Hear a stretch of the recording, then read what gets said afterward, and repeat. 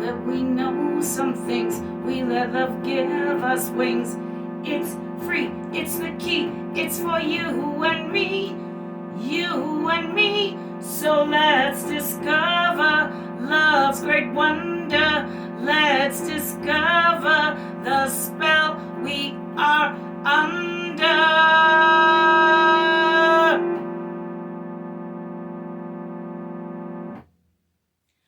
Love!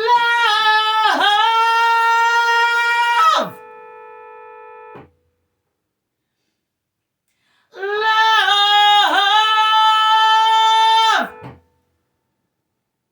With Mililli, love. A little bit of a crack. Sorry about that. My voice seems to be coming and going. It was back yesterday, and then this morning it seems to be out. I think I'm a little dehydrated. I had a rough couple of years.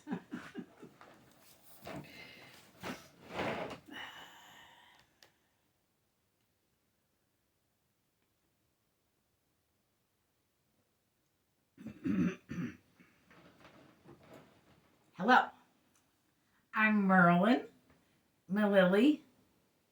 Welcome to the Love Show, where we grapple with the question, what is love? Today we want to know, is love a language?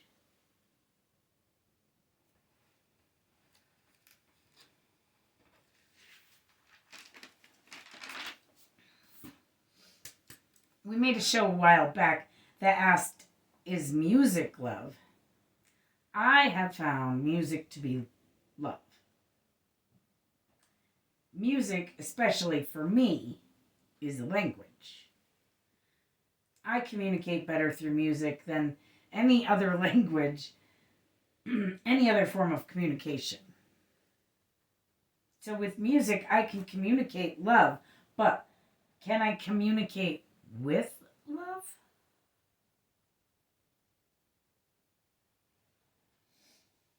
That would surely make love a language.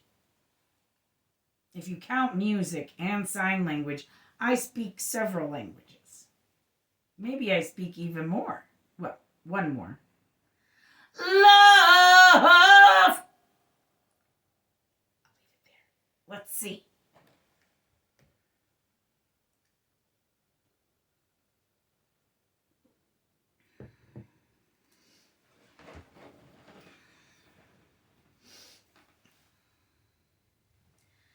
According to Gary Chapman, PhD, love is not just one language, but love, kids, is 5 languages.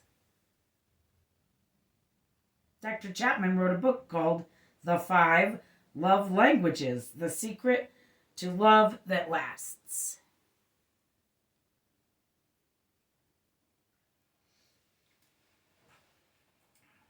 Looking a little chubby and sounding a little rugged.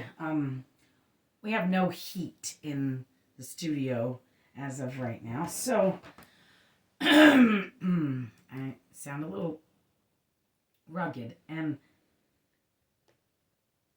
I'm dressed in a lot of layers. You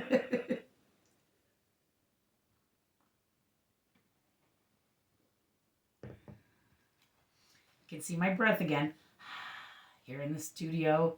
Don't know if you can see it, but I can see it. So, bear with me, everybody. Bear with me. I'll toughen it out. So,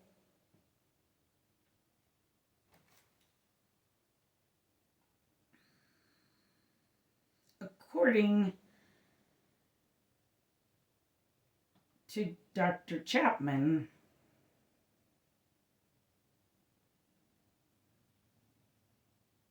I'm sorry. I like that Dr. Chapman seems to focus on the receiver and how people best receive love. I've received so little love in my life and have given out so much that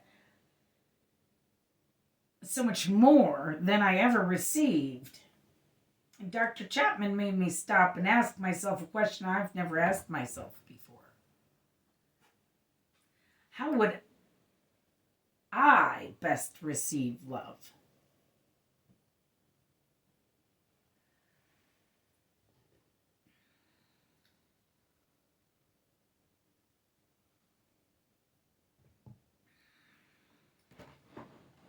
And then I had to reevaluate how my loved ones receive love.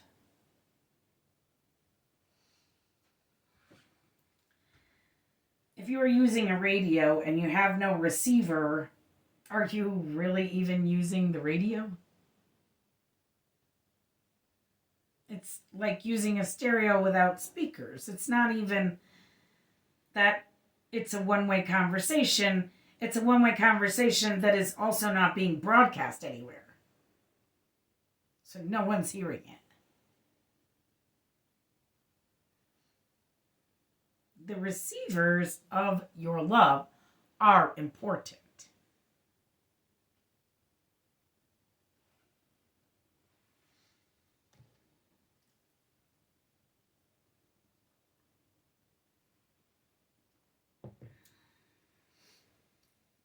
So the 5 languages of love are: 1. Words of affirmation.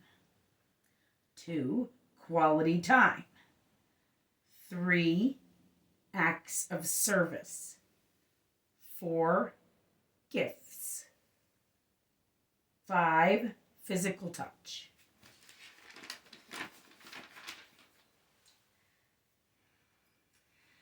As I wrote this, it had been Janis Joplin's birthday, and I was listening to Get It While You Can. I think I'm kind of in Janis's camp, as I, like Janis, have received so little love in my life that I take it any way I can get it.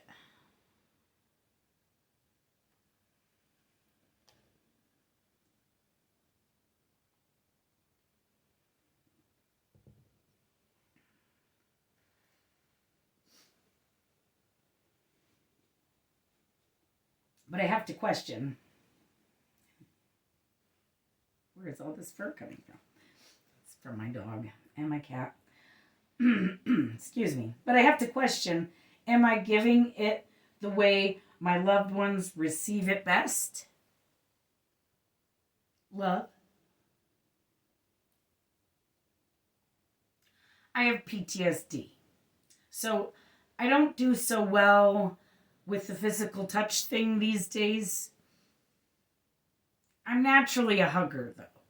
But since I have contracted PTSD, I have become acutely aware that there are people who are distinctly not huggers.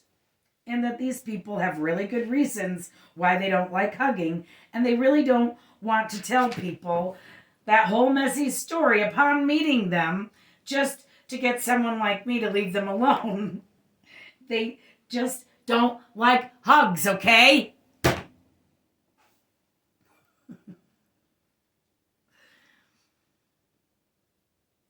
I still like hugs, despite my PTSD.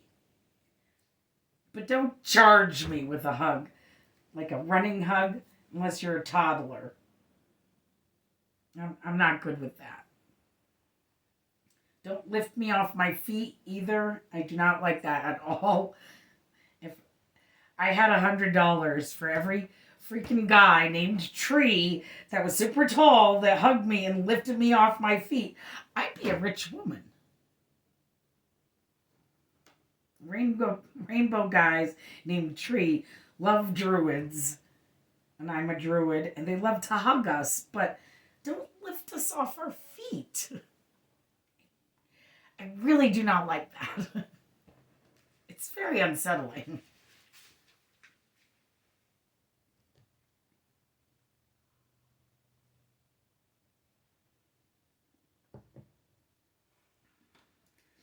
And then there is just flat out assault that some people think is love. That is just not love. It's not affection. It is assault. There is a certain person I'm talking to here, but He doesn't watch the love show or listen when I tell him that that's not love. We live in a world, sadly, today where because he's a man and I'm a woman, he could just do what he wants. And if I complain, he doesn't have to listen because I'm not a person anymore. To men in general, in the United States of America, men have way more rights than women. We are not even people to them until they want to be women. Then, all of a sudden, we are all people.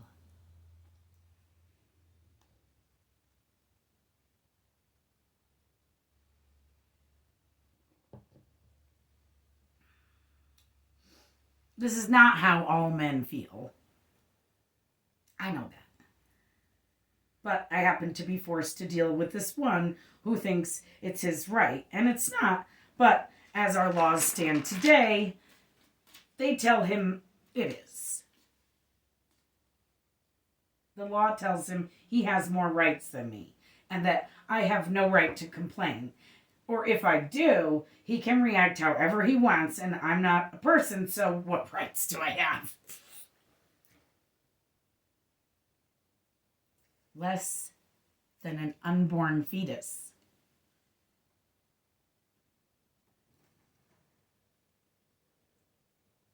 Women in this country have less rights than the unborn fetuses in this country.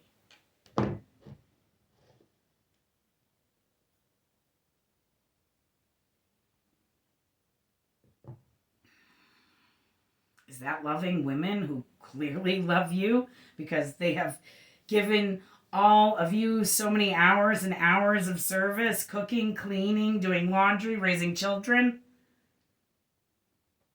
Really? I personally have fed millions of people for free. Did anyone reciprocate? Very few even said thank you.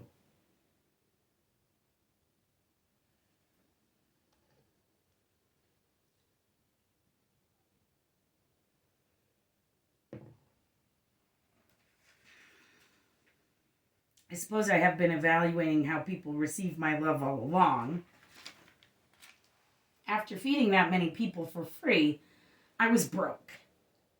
Financially, but also spiritually, mentally, emotionally. I think that was the point.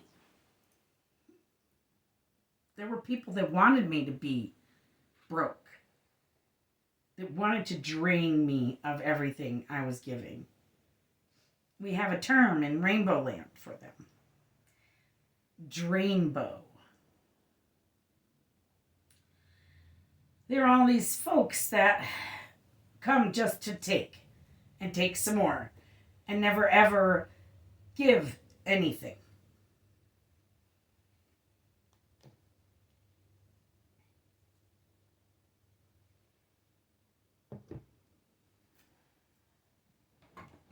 I used to run free kitchens at rainbow gatherings.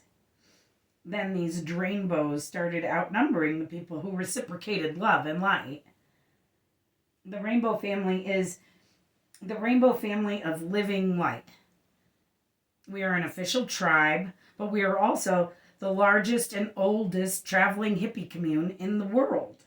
And we are worldwide. And it's not a gay thing, though we love our LGBTQ rainbows as much as any other rainbows. We, because of the rainbow, are not a gay thing. We had the rainbow first. It's a symbol of diversity. All colors, all creeds. Just not a lot of women.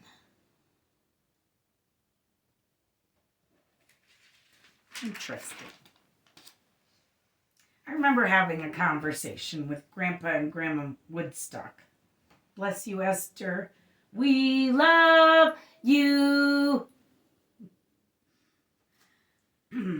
Esther has since passed on over the Rainbow Bridge. I've known Grandpa Woodstock since 1999 when I ran a free kitchen at the Woodstock anniversary at Yazger's Farm at Roy and Gerald's. No, the original farm was divided in half. I was on the Roy and Gerald half. I met Grandpa Woodstock there. He was just known as Woodstock then. He came running up to the kitchen one morning, quickly putting on pants. I sort of gave him a look. Like, what are you doing? And he came up to the kitchen and got a cup of coffee and said that he was out before sunrise in a field of flowers and he felt like being naked there. And then the sun came up and he realized that he was by the side of the interstate and he beat feet to his pants.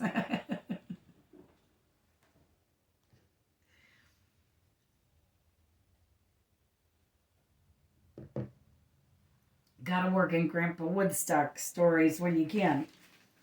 Hopefully Grandpa is still with us. Thank you, Grandpa, for all your insight. Anywho, I digress. I was having a conversation with Woodstock and Esther at the Washington National in 2011 about how we might be enabling the bad behavior of these drain bows by continuing to give to them. After that conversation, I definitely backed off.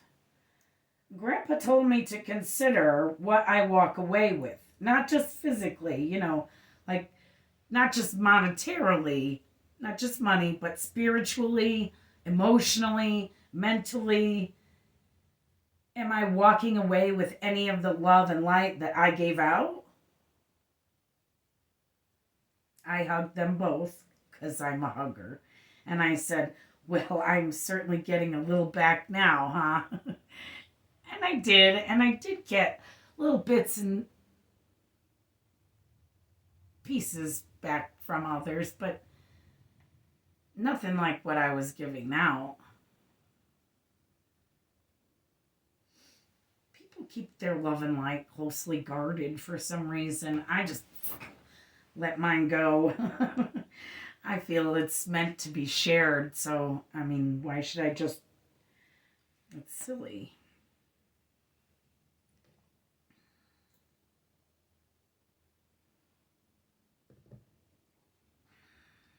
Just considering someone is communicating love. If you communicate that consideration and the receiver can hear it, it's love, because love is a language. Consider your loved ones. It's considerate. It's communication. It's love. Love is a language. We have discovered that here today.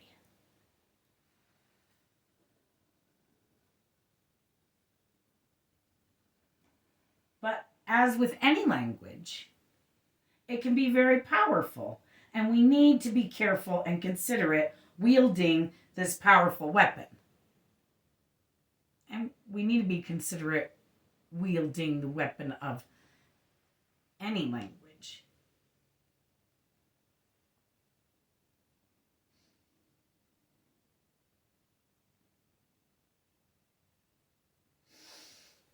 Is love a weapon? Another love show.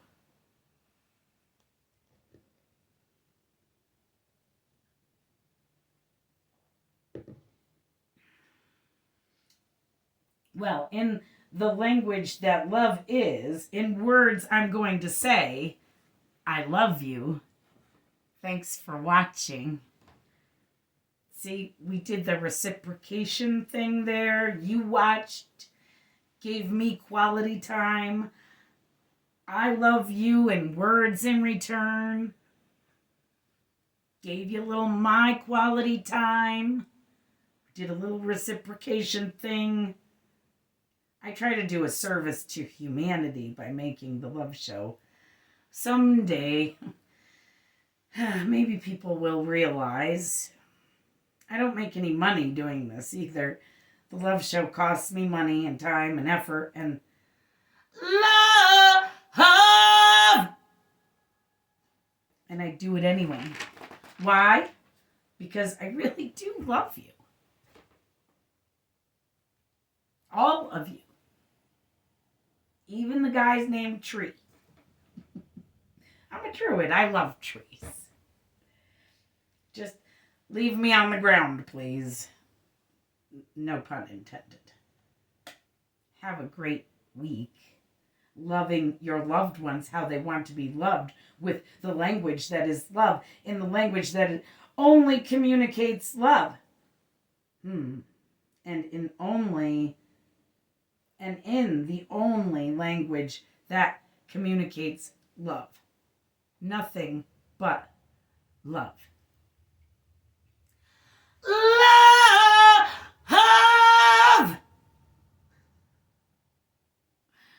Oh, that's not going so swell today. Next week I'll be better. We only have a couple more love shows to make this season. I think there's 2 more left. So I'll definitely get my voice back by next season. But it doesn't help without heat in here. I was a little scratchy this morning. So I apologize. Give my throat a little love. Thanks for watching. Have a great week. A